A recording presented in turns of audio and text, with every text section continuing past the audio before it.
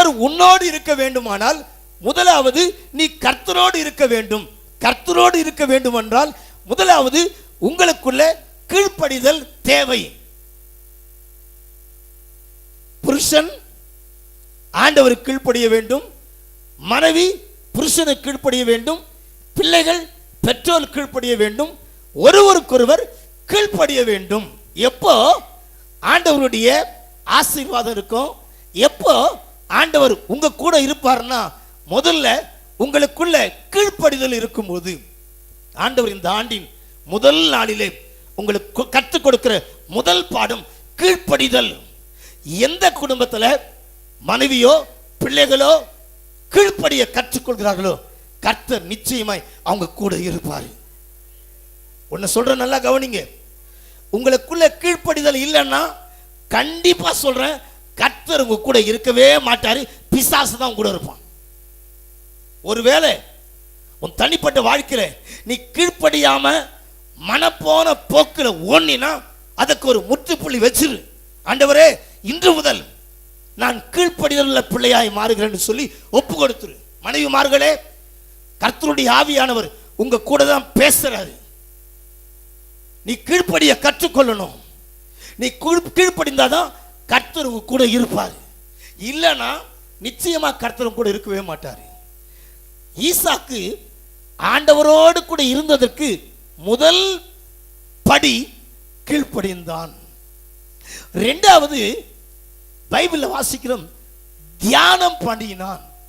சங்கீதங்களின் புத்தகத்தில் 1 அதிகாரம் 1, 2, 3 வசனத்தை நான் வாசிக்கும் பொழுது அங்க என்ன சொல்கிறது? இரவும் பகலும் பிரியமாயிருந்து இரவும் பகலும் அவருடைய வேதத்தை தியானமாயிருக்கிற மனுஷன்.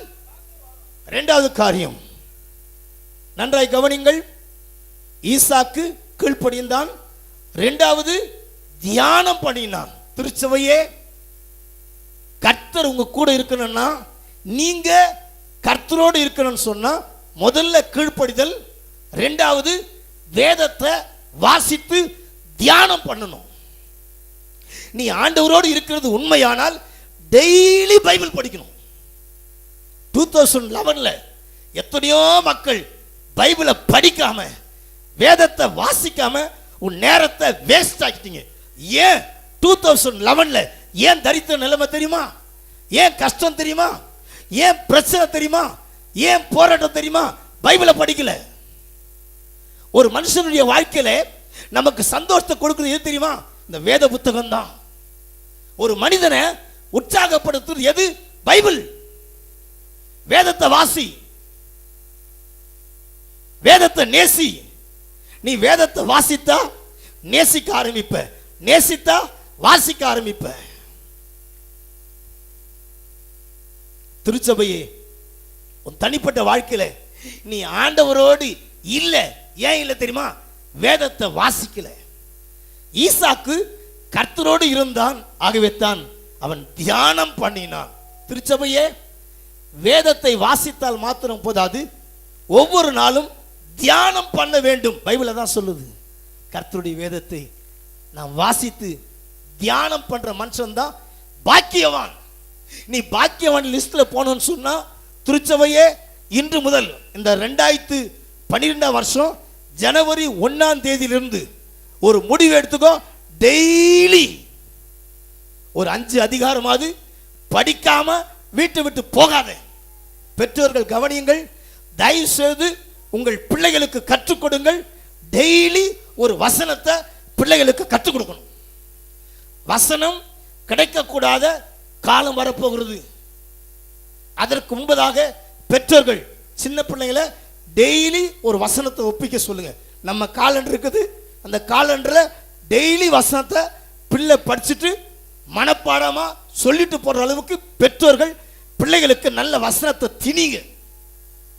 நீங்க வேதத்தை வாசிங்க. நீங்க பைபிளை வாசித்தாதான் நீங்க ஆண்டவரோடு இருக்க முடியும். ஏன் தெரியுமா? வேதம் தான் ஆண்டவர், ஆண்டவர் தான் வேதம். சொல்லுங்க ஆமென். அல்லேலூயா, அல்லேலூயா, அல்லேலூயா. வார்த்தை தான் தேவன், தேவன் தான் இந்த வார்த்தையாகிய இயேசுவை நீ வாசித்து தியானம் பண்ணு.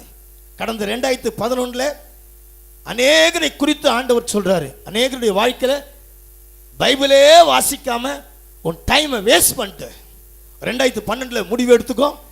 இந்த ஆண்டில் இன்றிலிருந்து டெய்லி நான் வேதத்தை வாசிப்பேன் ஒரு நல்ல தீர்மானத்தோடு போ. ஐயாமார்களே, வேலைக்கு செல்கிற ஐயாமார்களே, தம்பிமார்களே, பிள்ளைகளே, தயவுசெய்து கவனிங்கள்.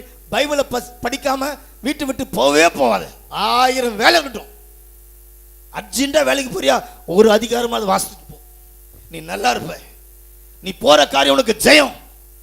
வாழ்க்கை தோல்வி இல்லை. பைபிளை வாசித்து போனீங்கன்னா கர்த்தர் இந்த வருஷம் முழுவதும் உன் கூடவே இருந்து உன்னை ஆசீர்வதிக்க வல்லவராய் இருக்கிறார். ஆமென். மூன்றாவது, ஈசாக்கு தன் மனைவி மலடியா இருக்கிறா. தன் மனைவிக்காக ஈசாக்கு இப்ப என்ன செய்யறான்னு சொன்னா ஜெபம் பண்ணான். ஈசாக்கு இடத்துல காணப்பட்ட நல்ல குணம் ஜெபம் பண்ணான். ஏன் தெரியுமா? இவன் கடவுள் கூட இருந்தான், ஆண்டவரோடு இருந்ததுனாலதான் ஜெபம் பண்ணான். இன்னைக்கு அநேக விசுவாசி வாழ்க்கையில ஜெபம் பண்ணல, பண்ண முடியல, பண்ண விடல சாத்தான். ஏன் தெரியுமா? நீ ஆண்டவரோடு இல்லை. நீ கர்த்தரோடு இருந்தீனா ஜெபம் பண்ணுவ. நீ ஜெபம் பண்ண முடியல, ஜெபத்துக்கே போக முடியல, ஜெப நேரத்தில் ஏந்துக்க முடியல. என்ன காரணம் தெரியுமா? நீ கர்த்தர் கூட இல்லைன்னு தான் நான் சொல்லுவேன்.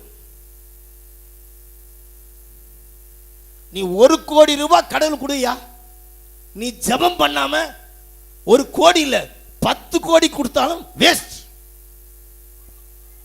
அதனால உனக்கு ஆசீர்வாதம் இருக்காது. தயவுசெய்து சொல்றேன், இன்னிலிருந்து ஜெபிக்காத சகோதரர்களே, சகோதரிகளே, பிள்ளைகளே, ஐயாமார்களே, அம்மாமார்களே, தயவுசெய்து உங்க வீட்டை விட்டு போகும்போது நீ ஜெபிக்காம போகவே போகாத. சாப்பிடும்போது ஒரு ஜெபம், உட்காரும் போது ஒரு ஜெபம், போனா ஒரு ஜெபம், உட்கார்ந்தா ஒரு ஜெபம் பண்ணுங்க. சொல்லுங்க ஆமென். சொல்லுங்க ஹல்லேலூயா. கர்த்தர் இந்த ஆண்டு உங்க எல்லாரும் மேல ஜெப ஆவியை கர்த்தர் ஊற்றுவாராக. ஜெபிக்காம போவாத. எதை எடுத்தாலும் முதல்ல ஜெபத்துக்கு முதல்ல கொடு, ஆண்டவருக்கு முதல்ல கொடு, ஜெபி. ஈசாக்கோடு ஆண்டவர் இருந்தார், ஆகவே தான் ஜெபம் பண்ணான். உங்களால ஏன் ஜெபம் பண்ண முடியல தெரியுமா? உங்க கூட கர்த்தர் இல்லை. ஒருவேளை 2011 உங்க கூட கர்த்தர் இல்லாம ஜெபம் பண்ணாம இருந்தீங்கன்னா இந்த 2012 ஒரு முடிவு எடுத்துக்கோ. இன்று முதல் கர்த்தர் உங்க கூட இருக்கிறாரு. சொல்லுங்க ஹல்லேலூயா. ஜெபிக்க ஆரம்பிச்சிரு. டெய்லி 1 மணி நேரம் ஜெபி ஜெபி ஜெபி. நான்காவது, இவன் இந்த ஈசாக்கு என்ன செய்தான் தெரியுமா? ஆண்டவருடைய சத்தத்தை கேட்டு தேவ சத்தத்துக்கு செவி சாய்த்தான். நான்காவது காரியம், ஈசாக்கு ஆண்டவரோடு இருந்ததுனால தான் தேவ சத்தத்தை கேட்க முடிந்தது, தேவ சத்தத்துக்கு கீழ்ப்படிந்த முடிந்தது. இன்னைக்கு எத்தனையோ விசுவாசிகள் ஒவ்வொரு வாரம் வந்து தேவ சத்தத்தை கேட்கறாங்களே தவிர ஆனால் சத்தத்துக்கு செவி கொடுப்பதும் கிடையாது, கீழ்ப்படிவதும் கிடையாது. ஏன்? ஆண்டவர் உன் கூட இல்லை தெரியுமா? தேவ சத்தத்தை கேட்கல, கீழ்ப்படியில, ஆகவே தான் கர்த்தர் உன் கூட இல்லை. சொல்லுங்க ஆமென். அல்லேலூயா. நீ சொல்லிக்கலாம், கர்த்தர் இருக்கிறாரு இருக்கிறாரு இருக்கிறான்னு சும்மா சொல்லிக்கலாம், வேஸ்ட். தனிப்பட்ட வாழ்க்கையில சற்று ஆராய்ந்து பார். கர்த்தர் ஒவ்வொரு நாளும் உன்னோடு பேசிக்கொண்டே இருந்தார். நீ தேவ சத்தத்தை கேட்டும் கேளாமல் உன் மனம் போன போக்கிலே ஓடினது உண்டானால், திருச்சபையே, இன்றைக்கு பரிசுத்த ஆவியானவர் ஒரு எச்சரிப்பின் சத்தத்தை கொடுக்கிறார். இன்று முதல் நீ ஆண்டவருடைய சத்தத்தை கேட்டு கீழ்ப்படிய கற்றுக்கொள். தேவ சத்தத்துக்கு செவி கொடுக்க ஆரம்பிச்சாலே உன்னை கர்த்தர் ஆசீர்வதிப்பார். ஹல்லேலூயா. இப்போ 4 விதமான காரியத்தை ஈசாக்கு செய்ததை நாம் பார்க்கிறோம். ஒன்று, தேவனுடைய வார்த்தையின்படி பெற்றோருடைய வார்த்தைக்கு கீழ்ப்படிந்தான். இரண்டாவது, தியானம் பண்ணினான், கீழ்ப்படியில் இருந்தது. தியானம் பண்ணினான், ஜெபம் பண்ணினான், தேவ சத்தத்தை கேட்டு செவி கொடுத்தான். திருச்சபையே, நீங்கள் கர்த்தரோடு இருப்பீர்களானால் நீங்கள் கீழ்ப்படிய கற்றுக்கொள்ளுங்கள். இரண்டாவது, தியானம் பண்ணுங்கள், ஜெபம் பண்ணுங்கள், வேதத்தை வாசியுங்கள், தேவ சத்தத்தை கேட்டு செவி கொடுங்கள். நிச்சயமாய் கர்த்தர் உங்களோடு இருப்பார். ஆமென். திருச்சபையே, ஈசாக்குடைய வாழ்க்கையிலே 4 விதமான காரியத்தை இவன் செய்தபடினால கர்த்தர் அவன் கூடவே இருந்து அவனை ஆசீர்வதித்ததுனால அவனுக்கு இப்போ 100 மடங்கு பலன். சொல்லுங்க, எவ்வளவு, எத்தனை மடங்கு? சொல்லுங்க, 100% ரிசல்ட். சொல்லுங்க, ஹல்லேலூயா. நல்லா கவனிங்க. 2011 திருச்சபையே, உங்கள் தனிப்பட்ட வாழ்க்கையில பலன் இல்லாம இருக்கலாம். ஐயா, எனக்கு பலனே கிடையாது ஐயா, ஒரு நன்மை கிடைக்கல.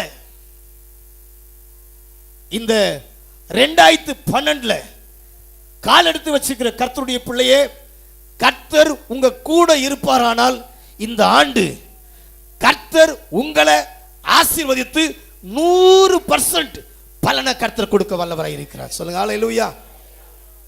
சங்கீதங்களின் புத்தகம் 19ஆம் அதிகாரம் 11ஆம் வசனம், கர்த்தருடைய வார்த்தையை கை கொள்வதனாலே என்ன உண்டா? மிகுந்த பலன். நன்றாய் கவனிங்கள். பலன் எப்படி கிடைக்கும்? டைரக்டா வந்துருமா? யார் மூலமா வந்துருமா? வானத்திலிருந்து குச்சிருமா? இல்ல. நல்லா கவனிங்க. திருச்சபையே, 100% கர்த்தர் உங்களுக்கு பலன் கொடுக்க வேண்டுமானால் கர்த்தருடைய வசனத்தை, கர்த்தருடைய வார்த்தையை நீ கை கொண்டு நடந்தாலே உங்களுக்கு கர்த்தர் பலனை கொடுக்க வல்லவராய் இருக்கிறார். சொல்லுங்க, ஹல்லேலூயா, ஹல்லேலூயா. 2011 தோல்வியா? பலன் இல்லையா? 2012 உனக்கு பலன் உண்டு. சொல்லுங்க, ஆமென். பக்கத்தில் கைப்பிடி சொல்லுங்க, 2011 உனக்கு பலன் கிடைக்கவில்லையா? 2012 உனக்கு பலன் கிடைக்க போகிறது. எப்ப கிடைக்க தெரியுமா? கர்த்தருடைய வார்த்தை நீ கை கொண்டு நடக்கும் பொழுது. சங்கீதம் 62ஆம் அதிகாரம் 12ஆம் வசனம், கிருபை உம்முடையது ஆண்டவரே, அவன் அவனுடைய செய்கைக்கு தக்கதாக பலன். நல்லா கவனிங்க. 100% இந்த ஆண்டு உங்களுக்கு பலன் கிடைக்க வேண்டுமானால், ஒன்று கர்த்தருடைய வசனத்தை கை கொண்டு நடந்தா பலன் கிடைக்கும். இரண்டாவது, செய்கைக்கு தக்கதாக. இந்த பூமியிலே நீங்கள் என்னென்ன காரியங்களை செய்கிறீர்களோ அதற்கேற்ற பலனை தேவன் கொடுக்க வல்லவராய் இருக்கிறார். சொல்லுங்க, ஹல்லேலூயா. இந்த ஆண்டு 2012 சபை பிள்ளைகளே, கேட்கிற அன்பு சகோதர சகோதரிகளே, கடந்த 2011 பலன் இல்லாம ஒரு பலனும் கிடைக்கல என்று ஏமாற்றத்தோடு இருக்கிறியா? கலங்காதே. இந்த ஆண்டு உங்கள் குடும்பத்தில் பலனை கர்த்தர் கொடுக்க வல்லவராய் இருக்கிறார். சொல்லுங்க, ஹல்லேலூயா. பலன் உண்டாக போகிறது. இரண்டாவது, ஐஸ்வர்யனாய் மாறி. நன்றாய் கவனிங்கள். இந்த ஈசாக்கு கர்த்தரோடு இருந்தான். அப்படி இருந்ததுனாலே அவனுக்கு 100 மடங்கு பலன். ஒன்று. இரண்டாவது, ஐஸ்வர்யம். நன்றாய் கவனிங்கள். இந்த பூமியிலே ஐஸ்வர்யத்தை யாராலும் தரவே முடியாது. நீங்க நினைக்கலாம், சாதாரண உனக்கு ஐஸ்வர்யம் வர நினைக்கிறீங்களா? வராது. பைபிள் சொல்லுது, கர்த்தருடைய ஆசீர்வாதமே ஐஸ்வர்யத்தை தரும். நன்றாய் கவனிங்கள். ஐஸ்வர்யம் எப்படி வரும் அப்படின்னா, ஆண்டவருடைய ஆசீர்வாதத்தினால தான் உனக்கு ஐஸ்வர்யமே வரும். ஆண்டவருடைய ஆசீர்வாதம் இல்லாம ஐஸ்வர்யம் கிடைக்கவே கிடைக்காது. அப்படியானால் இந்த பூமியிலே நீ ஆசீர்வாதமா இருக்க வேண்டுமானால், ஐஸ்வர்யத்தை பெற்று அனுபவிக்க வேண்டுமானால், திருச்சபையே, உங்கள் தனிப்பட்ட வாழ்க்கையிலே, உன் தனிப்பட்ட ஜீவியத்திலே நீ கர்த்தரோடு வாழ வேண்டும். நீ கர்த்தரோடு வாழ்ந்தினா உனக்கு பலன் கிடைக்கும். இரண்டாவது, ஐஸ்வர்யம். உங்க குடும்பத்தில் இருக்கிற தரித்திர நிலைமை கர்த்தர் மாற்றுவார். இன்னைக்கு ஆண்டவர் சொல்றார், இந்த ஆண்டு திருச்சபையே, உங்கள் குடும்பம் ஒரு தரித்திர நிலையில் இருக்கலாம். கர்த்தர் சொல்றாரு, இன்னைக்கு அநேக குடும்பத்தில் இருக்கிற தரித்திர நிலைமை மாற்றி உடைய குடும்பத்தில் செழுமையை கட்டளிடும் என்று கர்த்தர் வாக்கு கொடுக்கிறார். கரங்களை தட்டி ஆண்டவருக்கு நன்றி சொல்லு. உங்க தரித்திர நிலைமை கர்த்தர் மாற்றுகிறார். மகளே, நீ தரித்திர நிலைமையோடு கூட இருக்கிறார். கர்த்தர் உன்னை வரும் காலத்தில் ஒரு ஐஸ்வர்யனாய் கர்த்தர் மாற்ற வல்லவராய் இருக்கிறார். சொல்லுங்க, ஹல்லேலூயா, ஹல்லேலூயா. இந்த ஆண்டு அநேகருடைய தரித்திர நிலைமை மாற்றி கர்த்தர் ஐஸ்வர்யத்தை தரப்போகிறார்.